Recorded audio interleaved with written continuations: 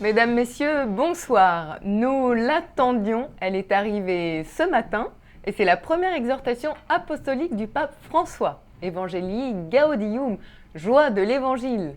On retrouve dans ce document sa conception de l'évangélisation.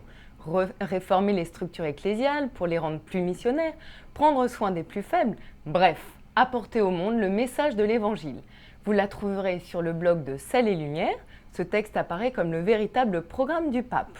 Quel message le pape veut-il nous faire passer à travers ce texte? Élément de réponse avec Monseigneur Fisichella sur Radio Vatican. C'est ce que le Saint-Père appelle la conversion pastorale, c'est-à-dire on peut pas et on peut plus vivre dans la situation d'une sclérotisation, c'est-à-dire la bureaucratisation de notre communauté qui ne sont pas et ne sont plus capables de communiquer la joie d'avoir rencontré le Christ. La conversion, c'est pas seulement pour les communautés, mais c'est pour tout le monde. Le Saint-Père, il commence à dire, avant tout, c'est moi qui demande la conversion, et c'est pour les évêques, c'est pour les prêtres, les diacres, c'est pour chacun de nous qui a découvert son baptême et qui nécessite de faire de la nouvelle évangélisation sa propre mission. Le Christ est le seul maître du temps, affirme le pape François lors de la messe célébrée ce matin. Prière et espérance sont les deux conseils du pontife pour comprendre le présent et se préparer à la fin des temps. On regarde un résumé. Le chrétien sait vivre le moment et vivre le temps, a dit le pape François mardi matin. Pour connaître les vrais signes, pour connaître la voie que je dois prendre en ce moment, le don du discernement et la prière sont nécessaires pour bien le faire.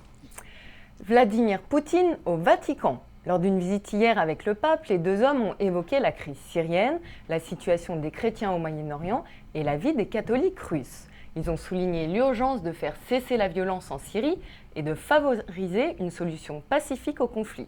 Une solution qui, selon le pape, privilégie la voie des négociations et implique les diverses composantes ethniques et religieuses de la société.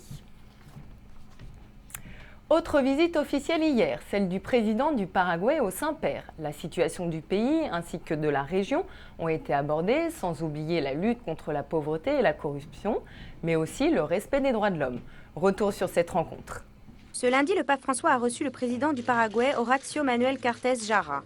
Au cours de leurs échanges cordiaux et après avoir souligné les bonnes relations bilatérales existantes entre le Saint-Siège et le Paraguay, ils ont évoqué des sujets d'intérêt commun concernant la situation du pays et de la région, comme la lutte contre la pauvreté et la corruption, la promotion du développement intégral de la personne humaine et le respect des droits de l'homme.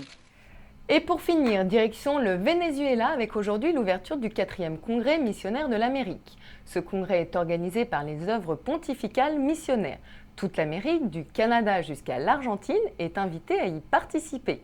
Le thème de cette rencontre internationale est « Disciples missionnaires de Jésus-Christ dans un monde sécularisé et pluriculturel ». Je vous propose d'écouter José Sierra des OPM. Il fait partie de la délégation canadienne. Il répond à notre envoyé spécial, Pedro Guevara Mann. Et maintenant, je suis ici avec José Sierra, des œuvres pontificales missionnaires de Canada francophone. José, pourquoi avoir un congrès missionnaire? Pour la simple raison que c'est quelque chose dont l'Église a besoin. L'Église a besoin d'évangéliser, l'Église a besoin de savoir c'est quoi la nature même de l'Église qui est missionnaire. Donc si on ne proclame pas Jésus-Christ aujourd'hui, si on ne va pas vers les gens dans d'autres pays, dans les continents, si on ne sort pas comme notre pape François le dit, on n'est pas missionnaire. Donc c'est vraiment c'est une vocation. Donc avoir un congrès missionnaire en Amérique, maintenant pour nous c'est très très important. Et on est très fiers de l'avoir ici à Maracaibo. Ça ouvre de belles horizons pour l'avenir, j'en suis sûr. Bon, merci et merci d'être avec nous.